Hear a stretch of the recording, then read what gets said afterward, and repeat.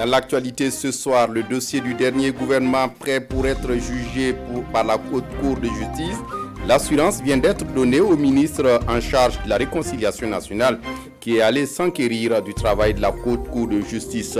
À quelle date se tiendra le procès? Éléments de réponse à suivre dans ce journal.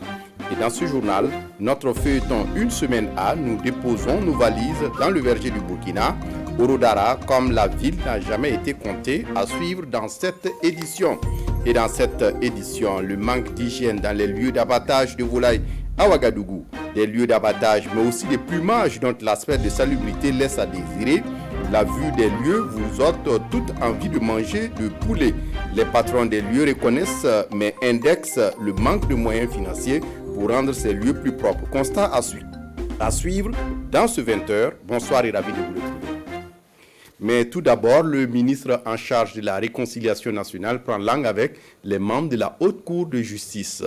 Zéphirin Diabré est allé s'enquérir de la situation du dossier du dernier gouvernement de Blaise Compaoré. Une rencontre qui a permis au ministre d'État de comprendre que malgré le retard mis pour diverses raisons, il reste à fixer une date pour le procès. Explication d'Aman Guéné. À la Haute Cour de justice, Zéphirin Diabré est accueilli par Khalil Bara. Une séance de travail qui permet au ministre d'État chargé de la réconciliation nationale de demander des informations sur l'état d'avancement du dossier du dernier gouvernement du régime Compaoré, le dossier de l'insurrection populaire. Ces informations, Zéphirin Diabré en a besoin afin de proposer une date du Forum national pour la réconciliation nationale. Dans quelques jours, pas même quelques semaines, il se peut que nous soyons maintenant fixés sur la date du Forum national de réconciliation. Le gouvernement, le président du Faso et le Premier ministre suivent la question de très près. Nous savons que les Burkinabés sont impatients de voir dans ce forum se tenir. Le gouvernement, dans le mois de septembre, l'avait annoncé, donc la date probable du forum. Alors tout ça nous amène aussi à regarder l'évolution des dossiers judiciaires. Nous savons avec vous que le dossier Thomas Sankara sera donc jugé à partir du 11 octobre. Donc le dossier aussi du dernier gouvernement de Blaise Compaoré en 2014. Ce dossier donc a été transféré donc à la Haute Cour pour des raisons diverses de praticabilité, mais aussi de cohérence juridique. Les choses ont pris du retard et je suis donc venu m'enquérir de l'état d'avancement. Pour l'équipe de Khalil Bara, tout est fin prêt. Il n'y a que des questions organisationnelles à régler pour l'ouverture du procès. Tous les accusés sont disponibles. Le dossier est suffisamment avancé. Il est en état d'être jugé. Il n'y a plus d'acte judiciaire à poser. Il est en état. Il reste à se préparer et fixer la date. Il faut trouver une salle. Il faut assurer la sécurité. Il y a beaucoup de prises en charge à faire. Il y a la question financière, entre autres. Les concertations communales sur la réconciliation nationale sont bouclées. Ce sont maintenant les dossiers judiciaires qu'il faut vider pour une réconciliation aboutie. Le réseau des Alumi Pipa du Burkina Faso mène en ce moment un plaidoyer pour l'adoption d'une loi portant quota de 30% de jeunes, dont une moitié de femmes et une moitié d'hommes, dans les postes électifs et nominatifs. Ce 20 août 2021 à Ouagadougou, les membres du réseau se sont retrouvés pour élaborer une stratégie de campagne à propos. Les détails avec Nongba Kouda et Issa Kanana. C'est un atelier d'élaboration d'une stratégie de campagne pour une implication active des jeunes dans les instances de décision. L'ambition affichée par ces jeunes à cette rencontre, initier une pétition pour l'adoption d'une loi portant quota de 30% de jeunes dans les postes nominatifs et électifs au Burkina Faso. Il était important pour nous d'abord de commencer par la sensibilisation. Donc la campagne va nous permettre effectivement de sensibiliser le plus largement possible les populations à la base, les jeunes même souvent, qui ne comprennent pas souvent qu'eux-mêmes il faut qu'ils soient représentés. Au-delà donc de leur activisme au sein des partis politiques, il faut qu'ils passent de là à accéder effectivement à des postes de décision. Réunis au sein du réseau des alumni PIPA, Ces jeunes, dans leur démarche, bénéficient de l'expertise de l'IGD, l'Institut pour la gouvernance et le développement. Lorsqu'on parle des jeunes, il faut avoir une attention particulière pour les jeunes femmes qui font l'objet d'une double discrimination, discrimination en tant que femme, discrimination en tant que jeune. Et donc ces statistiques-là ne sont pas satisfaisantes, raison pour laquelle, dans le cadre du programme PIPA, nous avons estimé qu'il était important de continuer le plaidoyer. Au moins 15 000 voix sont attendues à l'issue de cette pétition.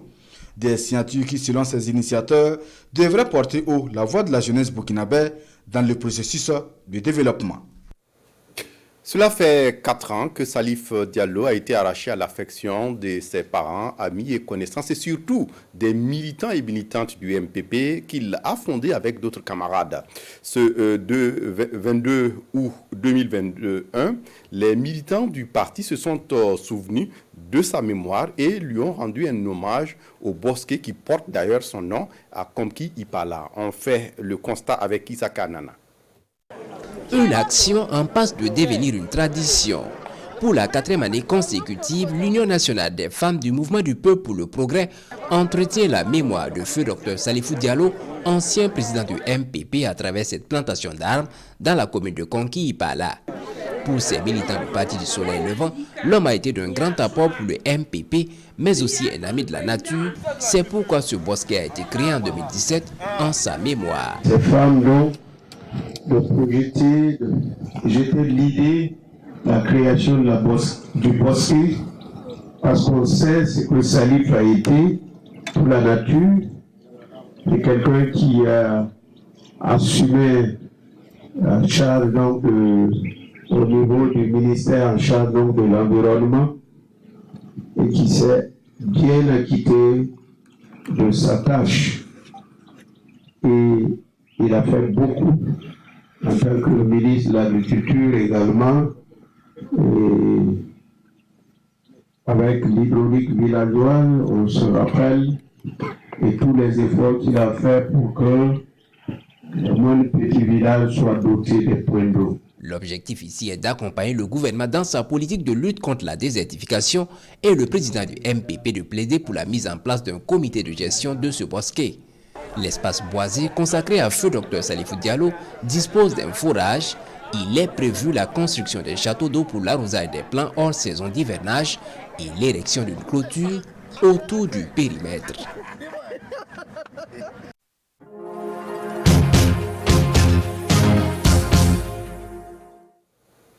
Je le disais en titre, nous sommes dans la dernière semaine du mois d'août et comme il est de coutume désormais, cette semaine est consacrée à un focus sur une localité du Burkina Faso.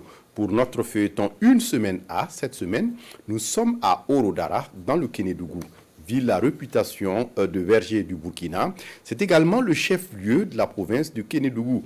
On y produit différentes variétés de mangue, d'orange ou de goyavier, sans oublier le manioc. Plus de découvertes avec Salif Belem et Amadine Lalsaga. Le chef-lieu de la province du Kénédougou s'étend sur 500 km². Orodara est érigé en département sous la Révolution en 1984. Il est l'un des 13 départements du Kénédougou dans la région des Hauts-Bassins. Le département de Orodara est limité par le département de Djiguera au nord, de Kourignan à l'est, celui de Samoiri à l'ouest et par le département de Moussodougou au sud. Moussodougou qui relève de la province de la Comoé. Les principales ethnies, on a d'abord majoritairement les Siamous, on a les Samo, les Samogo, les Sénoufo, les Turkas, les Lobi, les Dafing, qu'on appelle les Maka, les Burunsi et les Dagari, essentiellement. Orodara est l'une des communes les mieux arrosées de la localité, avec plus de 1200 mm3 d'eau enregistrés sur 86 jours de pluie en 2020. Un atout pour le département qui a produit cette saison 36 000 tonnes de mangue, 2 000 tonnes d'agrumes et plus de 9 000 tonnes d'anacardes.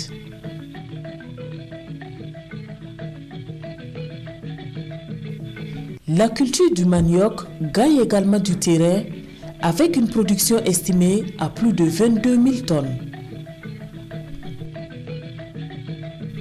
Plus de 80% des 48 000 habitants de la commune vivent de la production et de la commercialisation des fruits.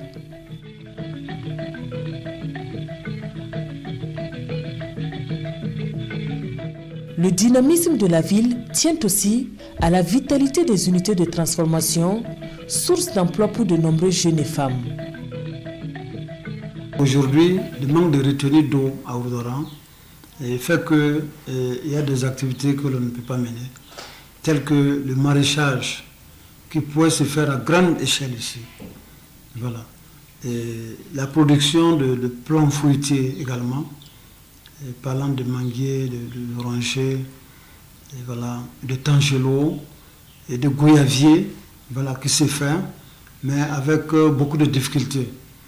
Voilà, il faut avoir des motopompes et puis les marigots qui s'achètent. Ouroudara est l'épicentre de l'arboriculture du Kénédougou, suivi des communes de Kourillon et de Samogiri. La ville est située à une cinquantaine de kilomètres de la frontière Burkina-Mali. Elle est principalement accessible par la nationale numéro 8, route Bobo-Koloko.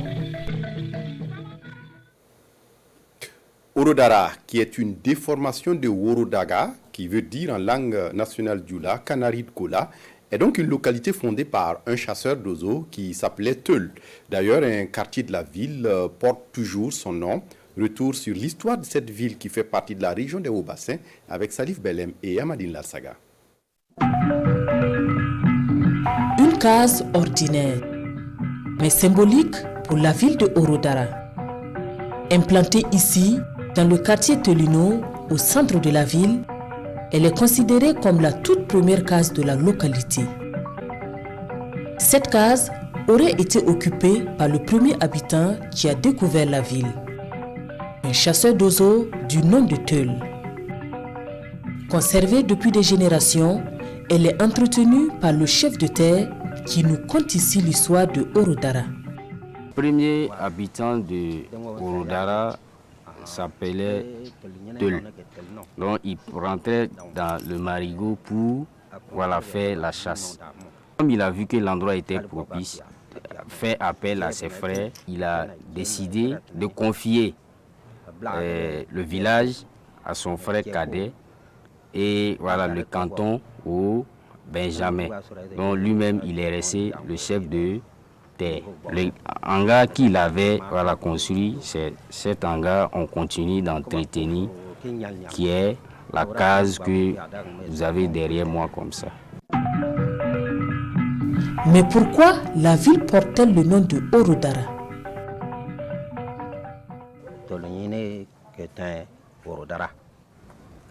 Le nom de Ouroudara en fait vient d'une appellation étrangère.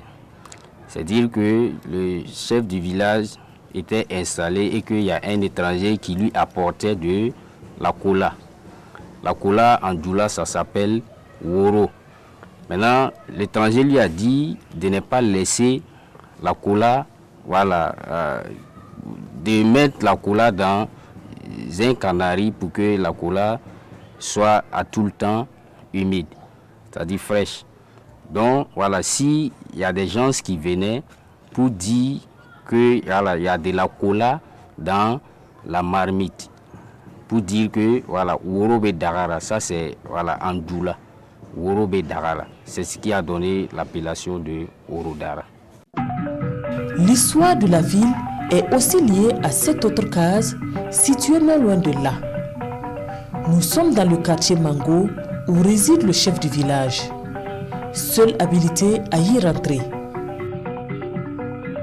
C'est là que les rituels du village sont effectués, nous confie le nouveau chef intronisé en juin 2021. La chefferie traditionnelle ici chez nous à Ouroudara, ça ne se transmet pas de père en fils. Il y a une lignée qui est là, ça c'est une famille, une concession. Et le chef de village qui reste ici, il meurt, automatiquement c'est dans la concession au regard qui est le plus âgé. Automatiquement c'est lui qui est intronisé comme chef de village.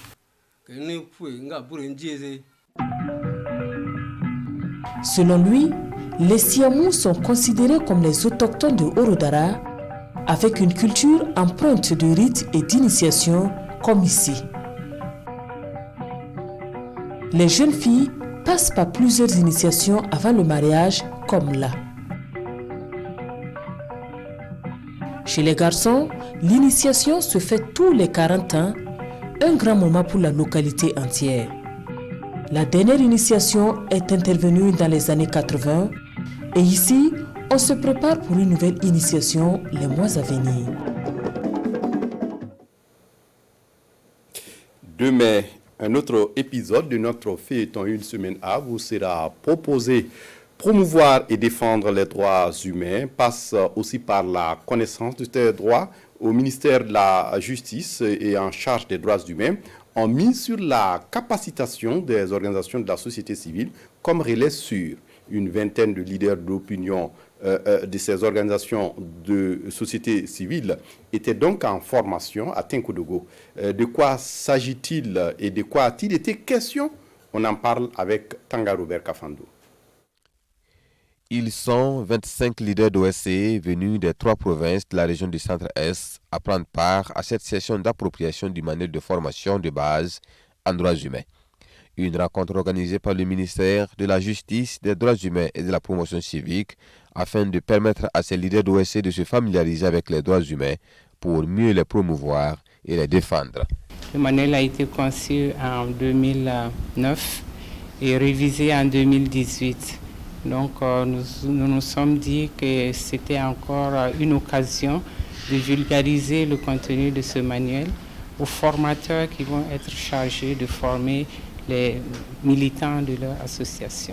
Les OSE sont nos relais et ce sont des OSE qui travaillent déjà dans le domaine des droits humains.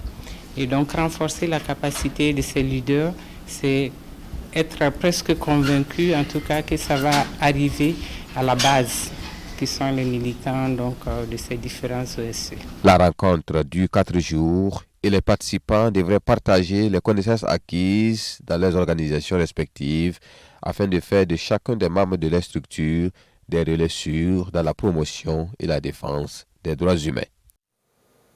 Et toujours au ministère de la Justice en charge des droits humains et de la promotion civique, l'implication des femmes dans la promotion de la tolérance et de la préservation de la paix au Burkina Faso est prise au sérieux et des initiatives allant dans ce sens. Des femmes leaders de la région du centre et du plateau central étaient en formation courant semaine dernière. Il s'agit ici de les amener à prendre davantage conscience de leur rôle dans la promotion de la paix. Nongba Kouda et Boukari Ouedraogo. Plus d'une vingtaine d'ambassadrices de la paix venues des 13 régions du Burkina Faso pour renforcer leurs capacités techniques et organisationnelles afin de mieux mener leurs activités de promotion de la paix dans leur région. Cette initiative de mise à niveau des relais locaux du gouvernement est pilotée par le ministère de la Justice, des droits humains et de la promotion civique. Il n'est nul besoin de rappeler au Burkinabé l'importance de la paix. Alors, la paix est à un état, c'est que la santé est à un individu. Malheureusement, c'est lorsque on se retrouve dans une situation de non-paix qu'on mesure l'importance de la paix. Alors, au Burkina Faso aujourd'hui, on assiste malheureusement à une dégradation continue de la paix et du vivre ensemble au niveau des communautés.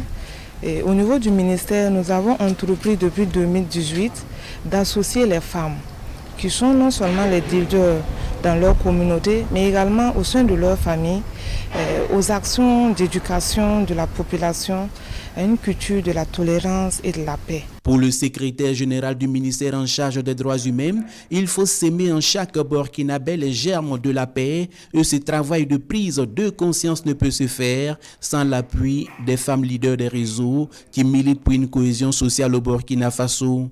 Une implication et un engagement salué par Théophile Savadogo qui a souhaité que ce cadre soit celui du renforcement des liens entre les réseaux et surtout du partage d'expériences pour un vivre ensemble harmonieux au Burkina Faso.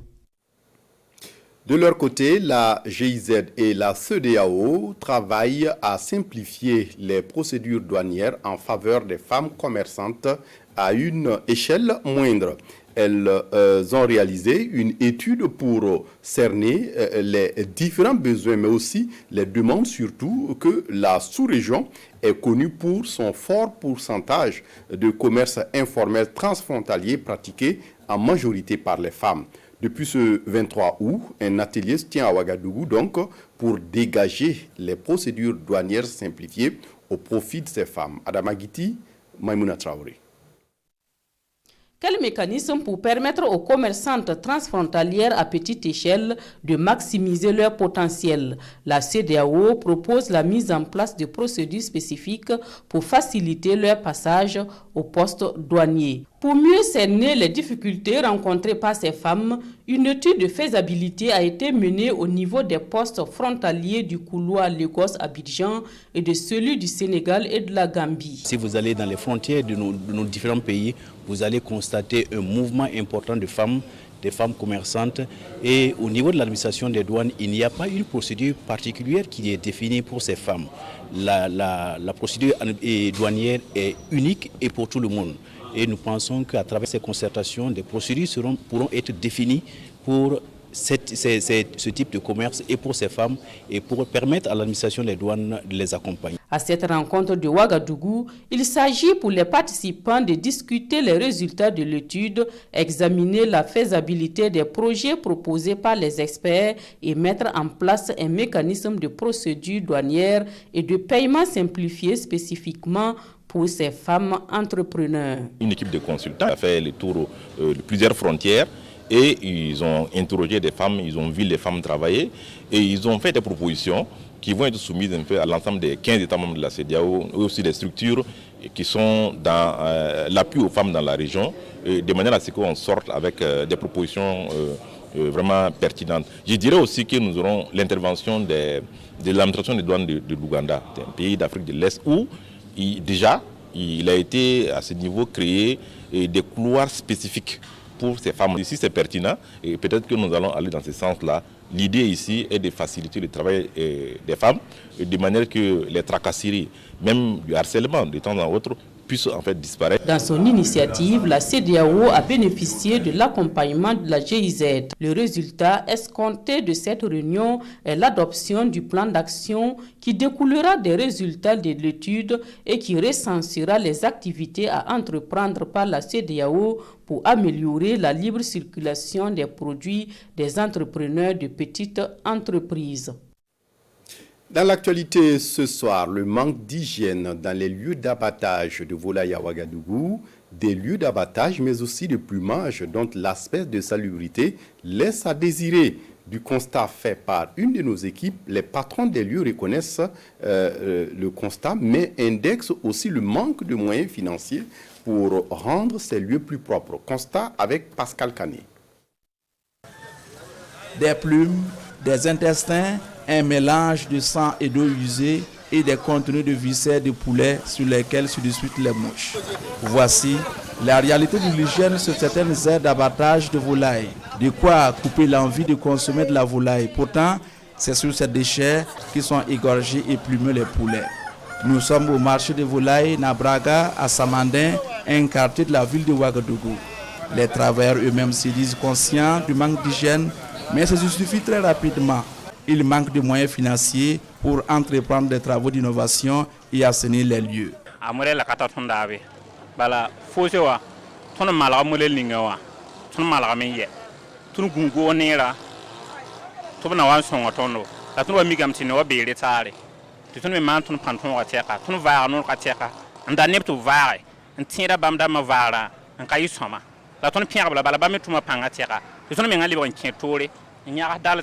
Vaare mbotan ko me bri complet ramba ndubul kuzurama na yelenti koma rele sam tun zinga va tangra biara la tanala sa shira mafa ti ba hanketen koma ba hanketin ye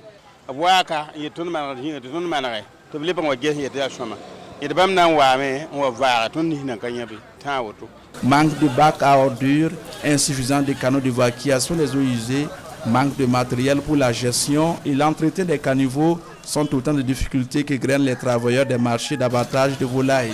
Ils sollicitent alors l'accompagnement des autorités municipales.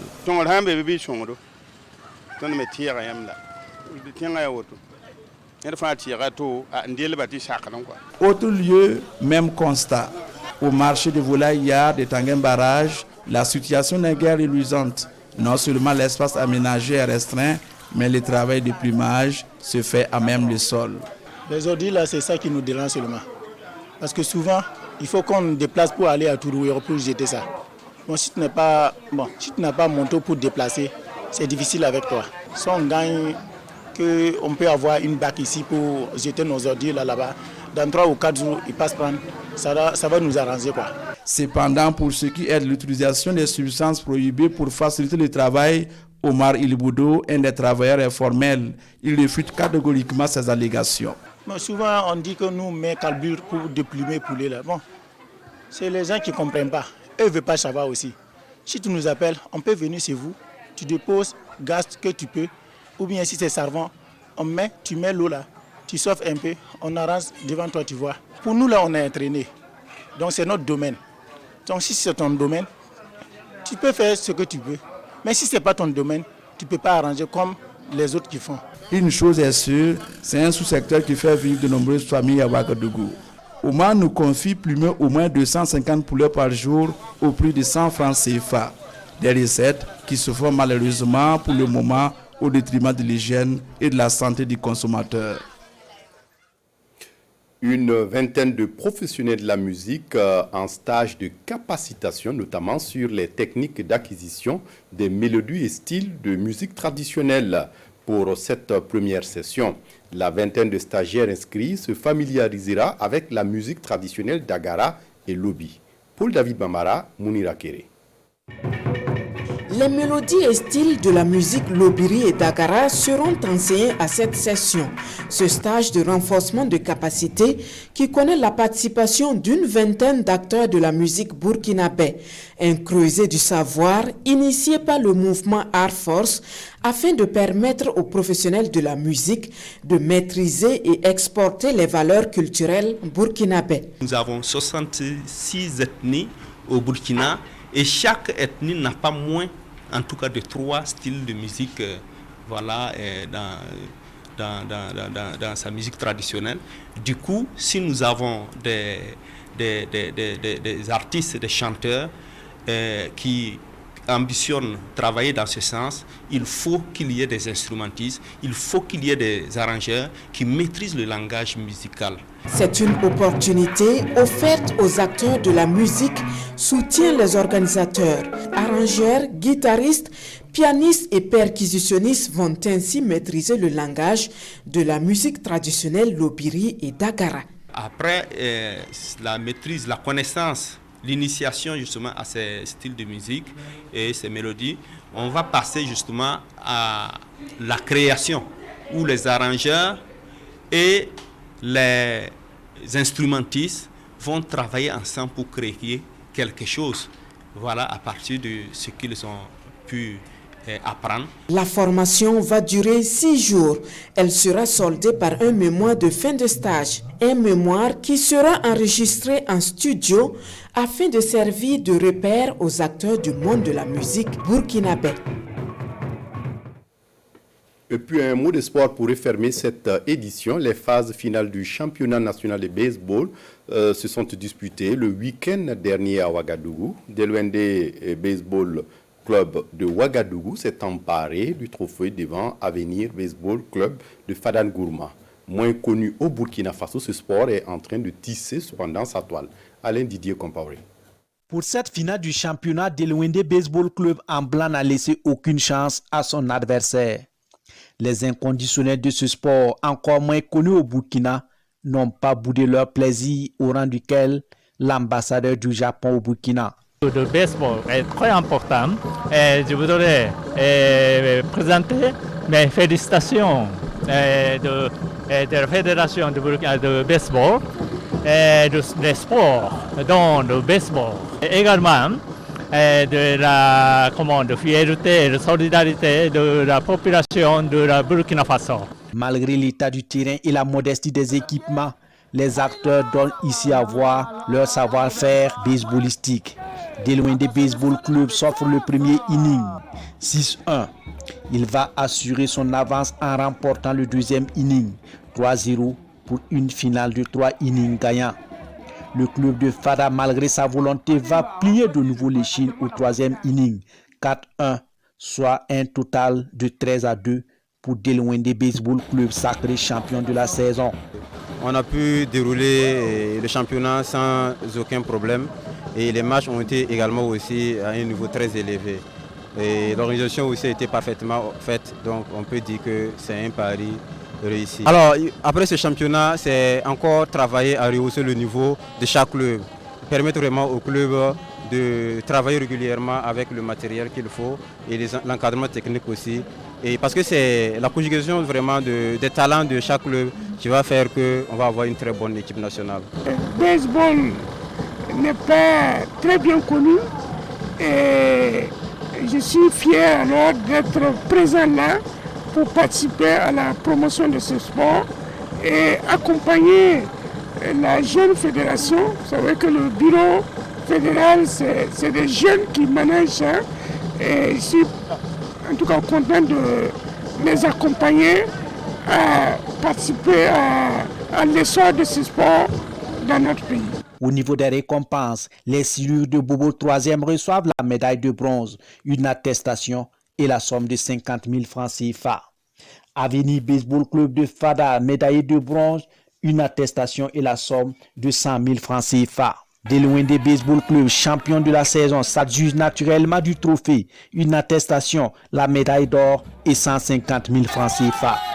Tous les acteurs qui se sont illustrés individuellement au cours du championnat ont également été primés. Voilà, c'est tout pour ce journal. Merci de votre attention. Très bonne suite de programme sur la RTB. Au revoir.